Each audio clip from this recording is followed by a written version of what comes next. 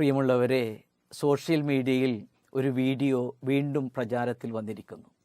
വിഷയമിതാണ്: മുസ്ലിം സഹോദരങ്ങളോടൊപ്പം പ്രാർത്ഥിക്കുന്ന ഒരു വീഡിയോ. ആ വീഡിയോ മാത്രം കണ്ടാൽ ചിലപ്പോൾ ചിലരെങ്കിലും പ്രയാസപ്പെടും, അത് അസ്വസ്ഥതയാകും. അങ്ങനെ തെറ്റിദ്ധരിക്കപ്പെടുന്നവരോട് പ്രത്യേകമായി ഖേദം പ്രകടിപ്പിക്കുകയാണ്. യഥാർത്ഥത്തിൽ അതിൻ്റെ പശ്ചാത്തലം ഇതായിരുന്നു. 8-9 വർഷങ്ങൾക്ക് മുൻപ് ഒന്നിനു പിറകെ ഒന്നായി രാഷ്ട്രീയ കൊലപാതകങ്ങൾ കണ്ണൂർ പ്രദേശത്തുണ്ടായപ്പോൾ ഞങ്ങൾ ആ കൊല്ലപ്പെട്ടവരുടെ ഭവനങ്ങൾ സന്ദർശിക്കുകയും മറ്റു പിതാക്കന്മാരോടൊപ്പം അവിടെ പോയി പ്രാർത്ഥിക്കുകയും ചെയ്തിരുന്നു.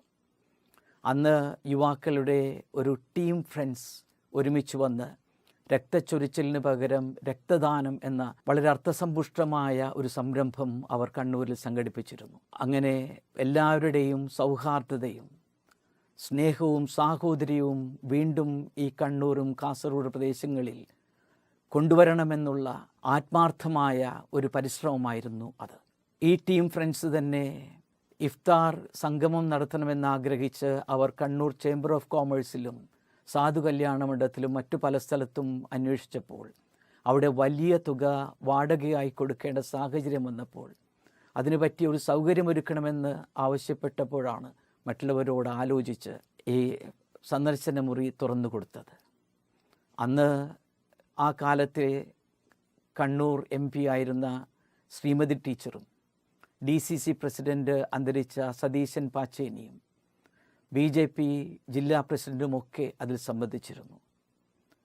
ഇങ്ങനെയുള്ള ഈ ടീം ഫ്രണ്ട്സിൻ്റെ പല പ്രവർത്തനങ്ങളിലും കണ്ണൂർ പീസ് ഫോറത്തിൻ്റെ ഡയറക്ടർ സ്കറിയ കല്ലൂരച്ചനും തൃശ്ശൂരിൽ നിന്ന് നമുക്കേർക്കും പ്രിയങ്കരനായ ഡേവിസ് ചിറമേലച്ചനുമൊക്കെ പങ്കാളികളായിരുന്നു. ഈ സന്ദർശന മുറിയിൽ അവർ പ്രാർത്ഥിക്കാൻ ഒരുമിച്ച് വന്നപ്പോൾ ഒരുപക്ഷെ ഞാൻ അവിടെ പോകരുതായിരുന്നു. പക്ഷേ ഞാൻ പ്രാർത്ഥിച്ചത് എൻ്റെ ക്രിസ്തുവിനോടാണ്.